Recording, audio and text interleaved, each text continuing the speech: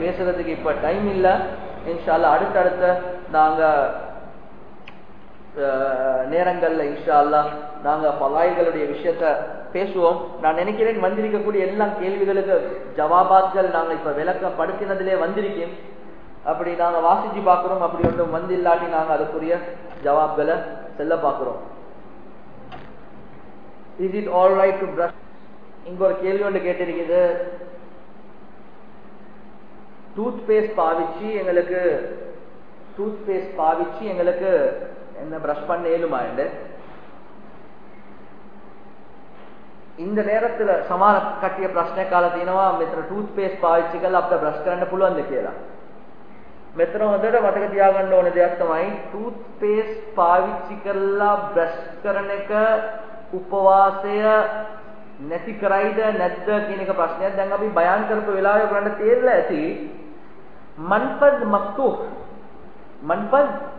මෆ්තූහ් එක විවෘත වූ එක සිදුරකින්, ඒ කියන්නේ මුඛය කියන්නේ එක විවෘත වූ සිදුරක්. මේක ඇතුලෙන් යම් කිසි දෙයක් අපගේ ජවුප් එක ඇතුළට, ශරීර කුහරය ඇතුළට ඇතුල් වුණා නම් උපවාසය නිදලා යාවි. அப்ப நாங்க ஆரம்பத்துல பேசணும் மன்பத் மஃப்தூஹ், திறந்த ஒரு வாயிலின் மூலமாக ஏதாவது ஒரு பொருள் உடம்புக்குள்ள போறது.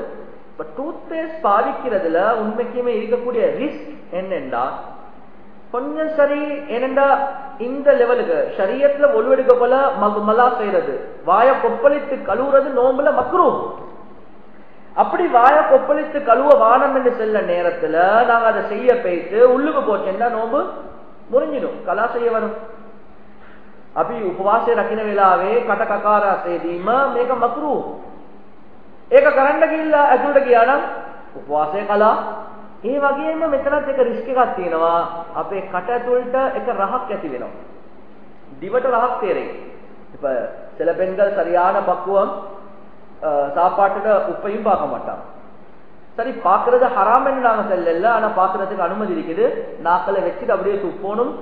ஏனென்றா நீங்க இப்ப பாருங்க, இப்ப பிக்கல படிக்கக்கூடிய பெண்கள் நீங்க, எனவே நீங்க பாருங்க அது மக்ரூஹா இருக்கலாம், ஆனாலும் நோம்பு முடியுமா? நோம்பு முடியுமா? இல்ல. ஏன் உள்ளுக்கு ஒரு விடயம் போகணும், அது எந்த அமைப்புல போகணும் என்றது தெளிவுபடுத்திட்டீங்க. அதே மாதிரி தான் ඒ වගේම තමයි ටූත් පේස්ට් පාවිච්චි කරන එක. දැන් මෙතන අවිලා තියෙනවා as a habit I brush my teeth before taking wuzu for my farul salat. ඒ කියන්නේ දවසකට 5 වතාවක් දත් මදින එක්කෙනෙක්.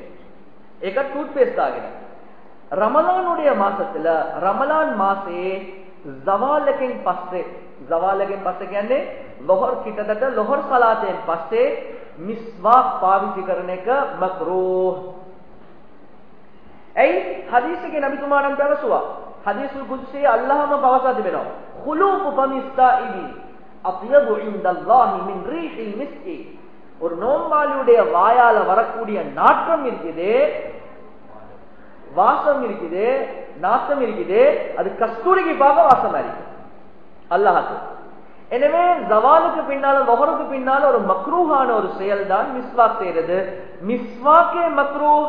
நாங்க டூத் பேஸ்ட் உடைய லெவலுக்கு போயிட்டு அந்த மக்ரூஹான விஷயத்தை செஞ்சு எங்கட உடம்புல வாசம், வாயால வாசம் வந்தாலும் அது மக்ரூஹ் தான். அது உள்ளுக்கு போயிட்டுட்டா நோம்பு பாத்திலா போயிட்டு. எனவே அது அந்த ரிஸ்க நாங்க எடுக்காம இருக்கிற அளவுக்கு நல்ல. ஆனா இது பாவிக்காதவங்களுக்கு நீங்க போயிட்டு சொல்ல வேணாம்.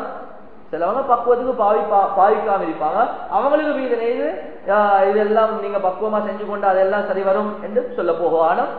அது பாவிக்காதவங்க பாவிக்காமலே இருக்கட்டும், பாவிக்கிறவங்க அது தடுத்து கொள்ள கஷ்டம் என்ன அதை பாவிங்க. ஆனா இந்த ரிஸ்க் இருக்குது, ஏதாவது ஒரு அமைப்பு உள்ளுக்கு போயிட்டு இருந்தா அவங்களோட நோம்பு கலாவாக, அவங்களோட நோம்பு முறிஞ்சிடும். நீங்க கலா செய்ய வேண்டிய ஒரு நிலம் உண்டாகும். ஜவாலுக்கு பின்னால தவிர்த்து கொள்ளுங்கோ, அதை செய்யறதுக்கு அனுமதியே இல்லை. எனவே நீங்க பஜ்ருக்கு பின்னால மட்டும் ஒண்ணு வேண்டாம் டூத் பேஸ்ட பாவீங்க. லொஹருக்கு பின்னால லொஹர்ல இருந்து நீங்க டூத் பேஸ்ட் பாவிக்காம இருக்கீங்க. அச்சா, ஒரு சின்ன ஒரு அனௌன்ஸ்மெண்ட் உண்டு. லேடிஸ் மதரசா இன்ஷா அல்லாஹ் இதுக்கு பின்னால ஒவ்வொரு சாட்டர்டே ரமலான்ல நாங்க டைம் ஷெட்யூல கொஞ்சம் மாத்திருக்கிறோம். ரமலான்ல கொஞ்சம் கஷ்டமா இருக்கும் சிலவங்களுக்கு நேரத்தோடைய வாரது. எனவே ரமலான்ல 9:30 to 11:30 தான் பாடம் நடக்கும். රමලාන් මාසේ ඉන්ෂාල්ලා 9 මාරේ ඉඳන් 11 මාර වෙනකම් විතරයි classes තියෙන්නේ Saturday. Children's madrasa Sunday 10:30 மணியிலிருந்து 12:30 மணி வரை காட்டி. Children's Madrasa inshallah on Sundays from 10:30 to 12:30. 10:30 ல இருந்து 12:30 வரை காட்டிதான் Children's Madrasa. Poya day is on 14th of September Sunday. 14th September Sunday inshallah உங்களோட Poya day program நடக்கும் inshallah. அடுத்தது உங்களுக்கு நாங்க மாஹத் ஜுஹைர் லில் முஸ்லிமாத், அதான் நம்மளோட மதரசாவோட பேர், தெரியுமா இருக்கும் உங்களுக்கு?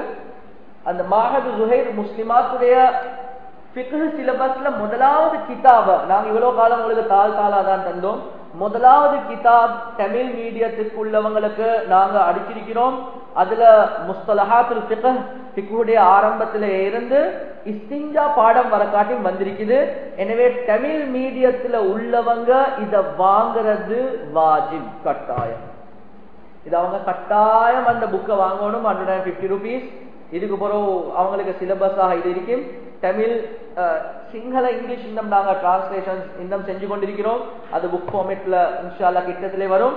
எனவே தமிழ் மீடியம் ஆட்கள் இதை வாங்குறது வாஜிப், அவங்க கட்டாயம் வாங்கிக்கொள்ளும். தள்ளி கொடுத்து வாங்கணும். அடுத்தவங்களுக்கு தாராளமா அவங்களுக்கு விருப்பம் என்ன அவங்களுக்கு வாங்குறதுக்கு அனுமதி இருக்குது. ஆனா தமிழ் மீடியத்துக்குள்ளவங்க கட்டாயம் வாங்குங்க. அதே மாதிரி ஜமியத்துல் உலமாவுடைய ஹிலாலுடைய கிதாபை நாங்க மேல கொடுத்திருக்கிறோம். அந்த ஹிலாலுடைய கிதாப் நீங்க கட்டாயம், அது கட்டாயம் என்ற அது வாஜிப் இல்ல, விருப்பம் என்றா வாங்கிக்கொள்ளுமோ. அதுல ஜமியத்துல் உலமாவுடைய தீர்மானங்கள் இருக்குது. அதை நீங்க உங்களோட ஃபேமிலிஸ்ல முதாக்கரா செய்யுங்க. ஏனென்றா சவுதி பத்துவாவா இல்லையா அதுலையா அதெல்லாம் தேவையில்லை. ஸ்ரீலங்கா உடைய ஜமியத்துல் உலமாவுடைய தீர்மானங்கள் அதுல இருக்குது. எனவே நீங்க அதை ஃபாலோ பண்றதுக்கு முயற்சி செய்யுங்க. ஒரு கேள்வி ஒன்று கேட்டிருக்கிறாங்க. பிரශ්න කාලතිනෝ වෙළඳාම් කරන විටදී අවුරුදු ගානකට පෙර ලැබෙන්නට තියෙන මුදලට තාම නැලබුණු මුදලට zakat දිය යුතුද? මෙතනදී ලැබෙන්න තිබෙන මුදල්